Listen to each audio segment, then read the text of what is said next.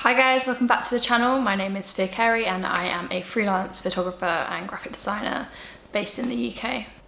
So I've actually had this video planned for quite a few months and just haven't really got around to filming it, and I think now is probably a better time than ever for this kind of content on the channel. I'm just gonna cheers then. That would make a good transition. Probably a bit of a cheesy transition, but still.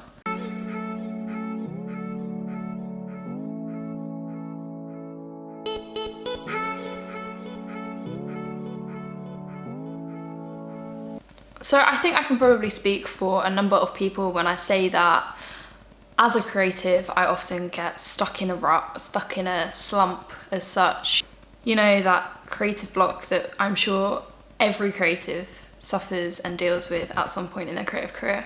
I think for me that it comes at times where I've kind of burnt out a little bit, when I've been putting all my energy into something for a really long period of time and I just need to kind of like stop and recharge. I think that is the point where I am least motivated, where I struggle to see what I'm doing and why I'm doing it. So yeah, I thought what I'd do is put together a little list of things that I think are important to kind of embed within your routine almost, to ensure that you can stay motivated as a creative.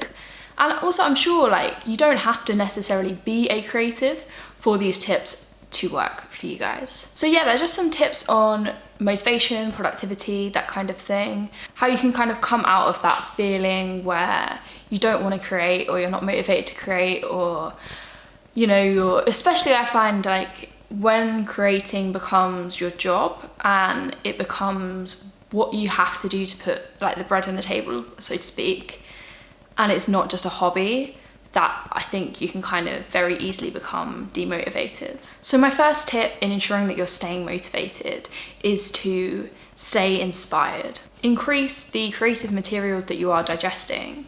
So whether that's books, films, artwork.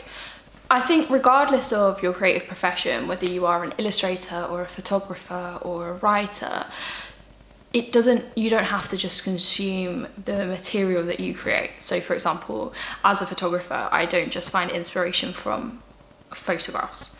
I think it's very important to have a wide array of things that you find inspiration from. For me, I'm a massive film fan, I always have been. I really love films that are well made, that are really artistic and good cinematography and stuff like that. So I find a lot of the stuff I like is like independent movies or films that like short films that you might find. Another thing that's massive for me, and if you guys know me and you know my kind of path into photography, then you'll know that for me music is a massive part of my inspiration. And although I'm not a musician myself, I love to listen to music and digest it and go to shows and that kind of thing, and I think music can be a massive source of inspiration.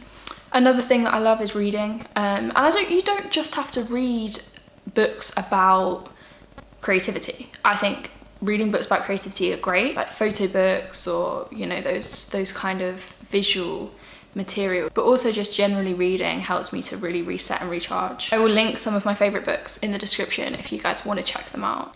And again, another thing that I find really inspiring is to go to creative events, so a talk for example, listen to other people's stories and what inspires them and see if you can relate, if you can kind of be inspired by their journeys, if you can listen to someone else's journey and be reminded of your passion in a similar kind of way.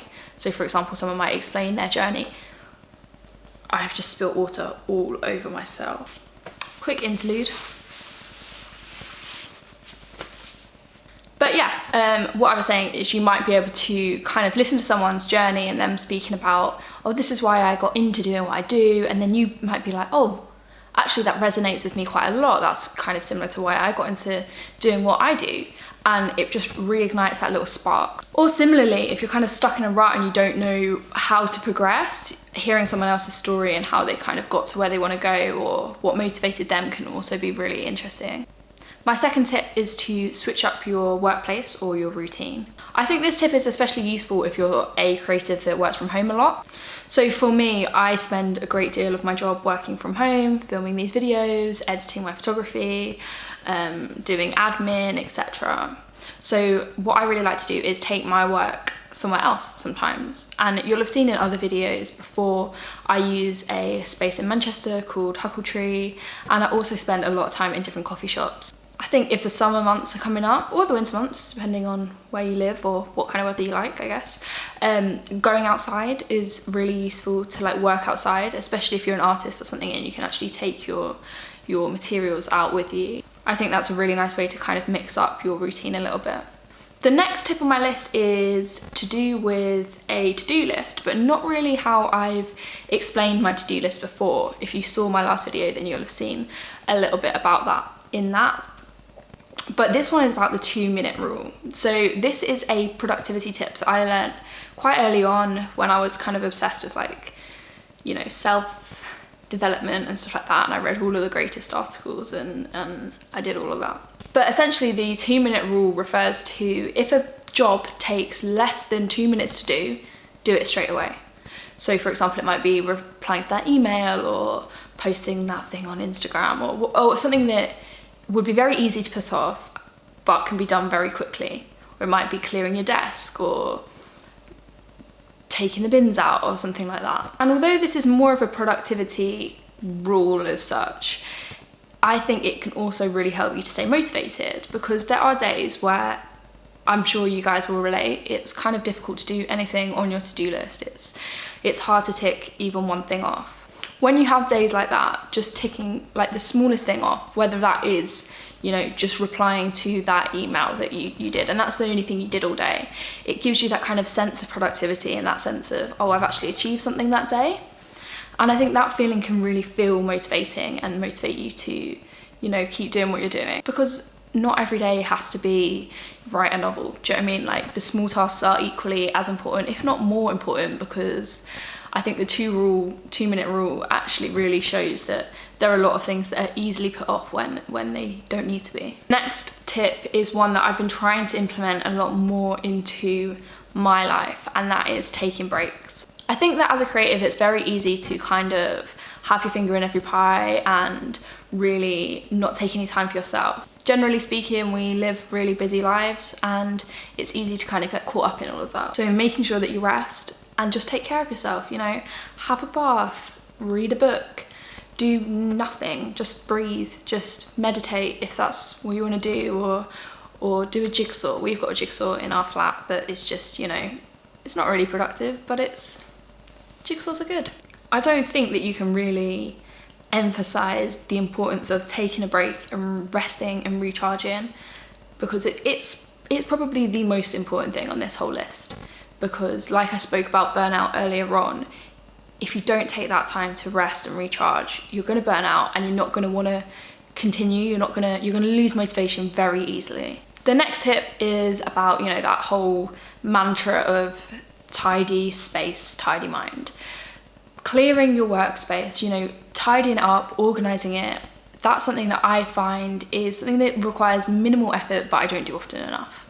It's a lot easier to feel less stressed and more motivated and more determined to do whatever is on your to-do list when you're working from a clean and tidy environment. Do something else that isn't related to what you're struggling with. So that could be something creative. As a photographer, when I get really, you know, demotivated, I kind of go back to basics, spend the day drawing or something like that. You know, doing something else creative that is fulfilling the creative itch as such, or is your creative outlet when you're not motivated to do the thing that is demotivated you as such. But also it doesn't have to be something creative. Something that I found that I'm really enjoying at the moment is learning languages. Well, really one language, I'm not learning multiple languages. But yeah, when I was at school, I did Spanish GCSE, and you know, I kind of left it there. I didn't really continue. I know minimal Spanish. I can, you know, greet people, and that's about it. But in recent weeks, I've been using Duolingo, which I'm sure you guys have heard of. And if you haven't, I will link it in the description because it is a great app. And just spending like 10 or 15 minutes a day just on that, focusing on that, it's a good kind of distraction, a good thing to put my mind to that isn't necessarily my day job. My next tip is to get outside. For me, I think that's really important. It's a good way to reset, a good way to take in your surroundings, get a bit of fresh air, get a bit of vitamin D. I think especially like when we spend so much time on our laptops and our phones and like writing things inside, I think going outside can really be very refreshing and just rejuvenating. Whether that is just sitting outside with a picnic blanket and some grapes, or going on a walk or a run, or whatever it is, I think going outside is very important and breaks up your routine a little bit as well. Your health is such a massive part of your being, and if you're not looking after it, similarly to when I was talking about resting, if you're not living kind of a healthy lifestyle, you are going to really struggle to get out of those ruts that you get into. And related to that, and this is, I guess this is a point with that rather than on its own, but eating well and controlling what you're putting into your body is really going to help you stay energized, stay motivated, that kind of thing. My next tip is to remember why you started. So similarly to when I was talking about going to talks and resonating with people's journeys, you need to kind of look back and think, where is it that I'm headed, and why did I want to head there in the first place? Why do I enjoy what I do? And I think sometimes just looking at that and being like, oh, this is what I want to do with my life, this is why I'm doing what I'm doing, is a really good way to kind of reset and reconnect with what you're doing. Hand gestures that I'm doing in this video, penultimately, did I say that right? Because that took a lot of effort to say. But yeah, second to lastly is to set goals. I find that when you set a goal, you're more determined to reach that goal. So at the beginning of the year, I break down my, not resolutions as such, but 2020 goals, and I break them down into different sections. And I actually did a video on that, so you guys can check it out. I'll put it somewhere here or link it in the description, I don't know yet. But yeah, I think having a clear direction of where you're going and setting a goal is motivating because you want to get there. And equally, you can kind of look back, especially once you've reached that goal or ticked it off or something like that, you can look back and say, oh wow, like this is how much I've accomplished, and that sense of accomplishment is motivating, to say the least. And lastly, this one is important, and it's not something that I practice often enough, and I think this year it's definitely something I want to do more of, and that is to do passion projects or side projects or whatever you want to call them. So, but yeah, doing passion projects relates kind of similarly to remembering why you're doing what you're doing. I think it's very easy when it's your job to be a creative to kind of get swept up in the commercial content that you're creating and not create because you want to, or create something that you want to create. So try and take some time to just do something because you want to do it, because you're passionate about it. You know, if you're a photographer and you shoot a lot of e-com because it pays the bills, but actually what you really want to be doing is more editorial work, then hire a model and arrange a shoot and really fulfill like a concept that you've got in your mind. Or similarly, if you're an illustrator and you're doing a lot of illustrations that aren't really in your style or are very controlled by the client, for example, then you might just want to, you know, draw a comic because that's what you want to do in your style with your characters and the colours you want to use and stuff like that.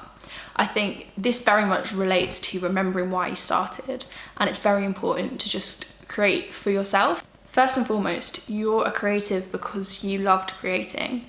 I'd imagine you didn't think, right, I'll do this and that's just to make me money. Do you know what I mean? I'll just learn how to do it to make me money. I strongly doubt many of you watching this video, I doubt that was your journey into creativity. A lot of you will have started because it was your love first, it was your passion first, and then it became a job. But somewhere along the way, we kind of lose that creativity, I think. I think when I look back at my work, I was a lot more creative on projects that I did 3-4 years ago where they were projects for myself than I am on projects that I do day to day. And that's a fault in me, and I'm not going to be as creative in my client projects if I don't take the time to really fulfill my creativity elsewhere. But yeah, that is it from me. If you guys resonated with any of these tips, let me know in the comments, or if you've got any to add, let me know. I'd love to hear your thoughts on this. Another big thank you to everyone that's been watching the videos as of late. I hope you're all holding up all right and that you can implement some of these tips in your creative routines. I'll be back next Sunday with another video. If there are things, as always, that you want to see in this channel, drop me a comment and let me know, and we can get around to making that kind of thing. But until then, you can catch me over on Instagram, which I'll put here. Twitter, all that stuff. You can also find me over on Skillshare, where I teach different classes about things to do with creativity. And I will link all of that in the description. But yeah, I will see you guys in the next one. This is a prime time for my cheers.